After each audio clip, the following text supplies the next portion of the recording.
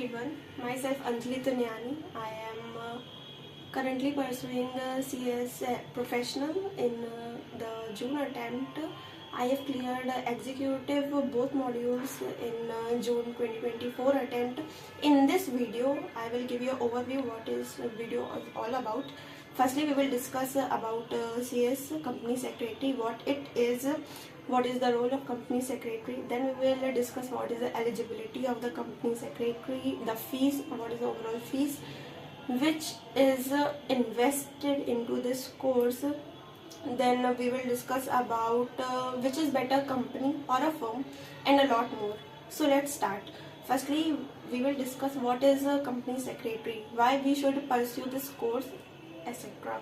So company secretary is our legal advisor, and he gives all the necessary details of the company, and he is also a licensing officer, because we know कि जो हमारे share holders directors हैं वो मे भी इतने पढ़े लिखे ना हो, तो और जो बाकी के डिपार्टमेंट हैं तो कौन इन दोनों में से लाइजनिंग करेगा, लाइजनिंग मीन्स कौन इन दोनों का बीच का मीडिएटर बनेगा. सो ही इज कंपनी सेक्रेटरी, क्योंकि वो जो है प्रोफेशनल होता है, उसमें सारे एग्जाम्स क्लियर किए होते हैं, उसके पास लीगल नॉलेज होती है, टैक्स से रिलेटेड और बहुत सारे फील्ड से रिलेटेड उसके पास नॉलेज होती है. तो वो एक लाइजनिंग ऑफिसर का काम करता है, और वो एक KMP भी होता है कंपनी का, और वो एक बहुत अच्छी पोस्ट में माना जाता है, और उसका बोर्ड से जो है वो डायरेक्टली कनेक्शन होता है, तो और वो इनसाइडर भी माना जा सकता है.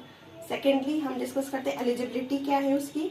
आप CS का कोर्स जो है वो कर सकते हैं अगर आप 12th पास हैं. आप अगर 12th का एग्ज़ाम दे भी रहे हैं तो आप अपना एडमिट कार्ड लगा के उसका CC दे सकते हैं.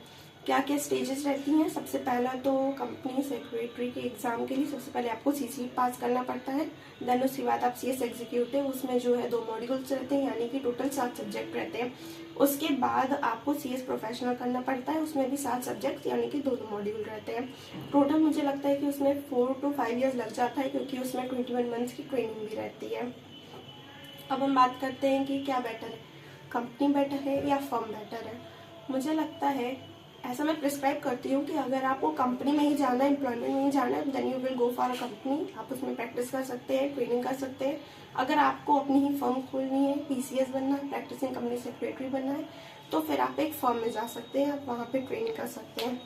और टोटल फीस 40 to 50,000 यहाँ पे लग जाती है. और मैक्स टू मैक्स अगर हम इसको कोचिंग हटा दें तो फिर 40 to 50,000 भी बहुत ज़्यादा ही है, इतनी नहीं लगती है. CC में आपको 2,000 लगेगा, और जो प्रोफेशनल जो एग्जीक्यूटिव होगा उसमें आपको लगेगा 15 to 20,000 लगेगा, और जो प्रोफेशनल वाला होगा उसके लिए आपको 20,000 लग जाएगा. और जो ग्रेजुएशन वाले भी हैं वो भी इस कोर्स को अडॉप्ट कर सकते हैं, बट अगर आप ग्रेजुएटेड हैं तो फिर आपको CC नहीं देना पड़ेगा. देन आप जो है अपना जो BCom या भी कोई ग्रेजुएशन कर रहे हैं तो आप अपना वहाँ पे सर्टिफिकेट लगाएंगे, डिग्री लगाएंगे, देन आप फिर एग्जीक्यूटिव में डायरेक्टली जा सकते हैं. उसकी फ़ीस अलग होगी, और जो सैलरी होगी वो 7 to 8 lakhs होगी. अगर जो फ्रेशर है उसकी मैं बता रही हूँ 7 to 8 lakhs, और जो आप जैसे जैसे एक्सपीरियंस गेन करते जाएंगे तो आपकी सैलरी ऑफकोर्स बढ़ती चली जाएगी. Then it will go from lakhs to crores etcetera.